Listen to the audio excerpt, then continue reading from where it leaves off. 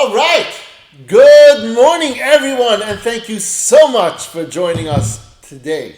Today's Shir should be L'ilum Nishmas, our dear friend Menachem ben Yisrael Yaakov, as well as my dear aunt Rivka Bas Gavril Tzvi, and as well as the Refuah Shalema Meshulam ben Sarah Rachel and the Refuah Shalema Miriam Bas Sarah.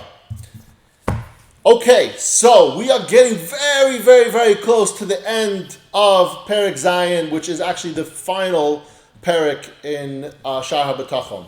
And so yesterday we started speaking about the 10 levels of bitachon that a person has.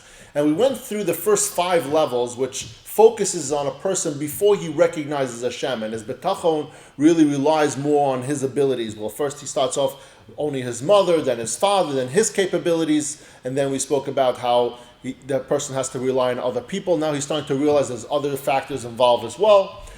Today, on the 6th level, we're going to start, this person is going to, as the person grows and matures and gets older, they start to realize, they start coming into contact with the idea that there's a higher power, that Hashem is actually the one that's making this happen. And so like this, the 6th level, where one begins to rely on Hashem, is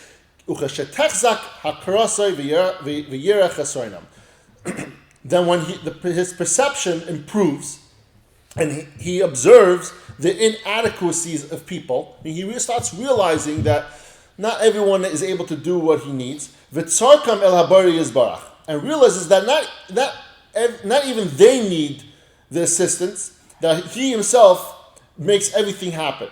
Yoshev bitachon elav. He will transfer some of his trust to Hashem. V'yismach alav b'inyanim she'ein lo yicholes b'hem. But at this early stage of his bitachon, this 6th level, when he starts realizing, noticing Hashem's power, he cannot, but at this early stage of bitachon, he will start relying upon Hashem only in the areas where he does not have his own capability, which means that he feels like in places where his handiwork still is the power there, that's where he has bitachon only in his own abilities. Once something's out of his capability, out of his hands, that's when he starts relying on Hashem. That is areas where he cannot avoid submitting to Hashem's decree. Whereas that he gives an example, but that a maturing person, give an example of a farmer. A farmer has the ability to go ahead and work his land. So he has his machinery, he has his hands, he has all that. And so he puts his trust in the ability to grow the crop solely in his hands. In the 6th level of bitachon, he realizes that there is one place that I need to rely on Hashem. Where is that? I still need water, I need rain. So obviously I can't create rain. And so there I have to rely on Hashem. So his bitachon starts to spill over a little bit into Hashem. But not everything, not completely, but a little bit. So he relies on Hashem for the falling rain. Same thing when you're traveling at sea for safe travels and going into a desert without water to make sure Hashem, he has bitachon, Hashem is going to make sure he doesn't die of thirst. Protection from oncoming floodwaters. And from an outbreak of a plague among living creatures. In any one of these places that a person can't really control, that's when the person, in this 6th level, that person starts having bitachon in those areas, in that concept. It says in the pasuk, at this stage he will like those about to whom it says, but in their times of distress they will say, arise and save us. Meaning that until I'm not out of control, things that are still manageable by us humans, by myself, I'm still in control. I have trust in my own abilities and my capabilities.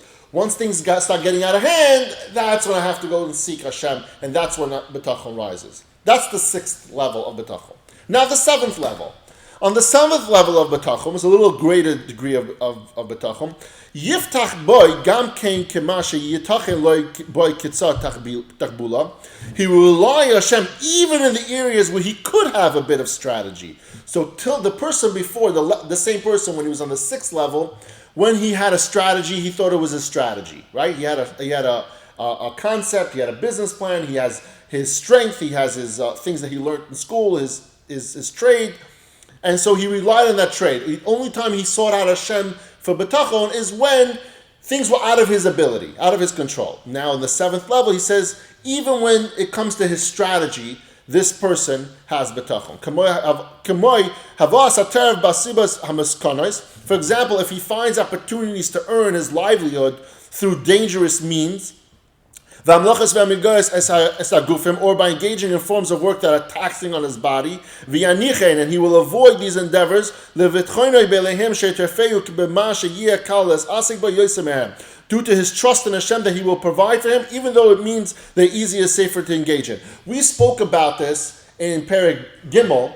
We spoke about the idea when you live on bitachon that you shouldn't start doing things. First of all, you shouldn't be doing things that you're not allowed to do against halacha. But you should start trusting Hashem that Hashem can give you your parnasa regardless of what you're doing. He just wants you to do hishtadlus. The concept here is Hashem wants you to do hishtadlus. Now, it doesn't mean that you need to put yourself into harm's way. It doesn't mean that you have to be working 24/7 and exert your whole body, and you're going to age yourself, you're going to weaken your body.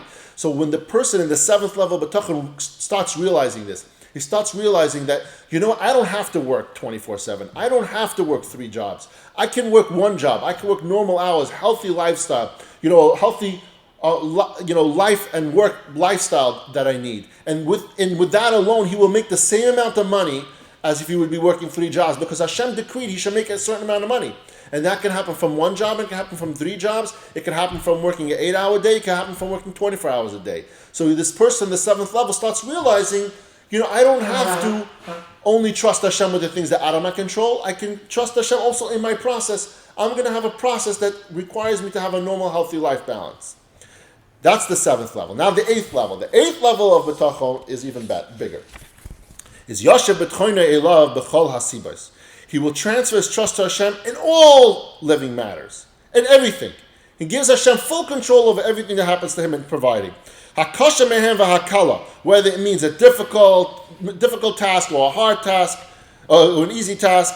And he says at the previous level, the person knows that Hashem is helping him, but he still thinks that his own efforts contribute to his success.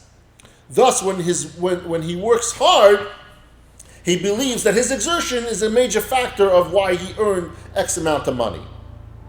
And over here, on the current level, he knows that whether he works hard or easy, doesn't matter. Hashem provides all the prosperity. He thus looks to Hashem for assistance even in making the smallest effort succeed. Now, even when he makes small little decisions, small little tasks, small little projections, anything that he does in his planning of his day, he realizes that he has full bitachon on Hashem, that Hashem is going to lead him in the right direction. So he's not going to overexert himself, underexert. He's going to do what he needs to do, and that's what's going to make it happen. Now, that's the 8th level. And we go on to the 9th level, and we're going to stop at the 9th level short of the 10th level. 10th level we're going to speak about next week. On the 9th level,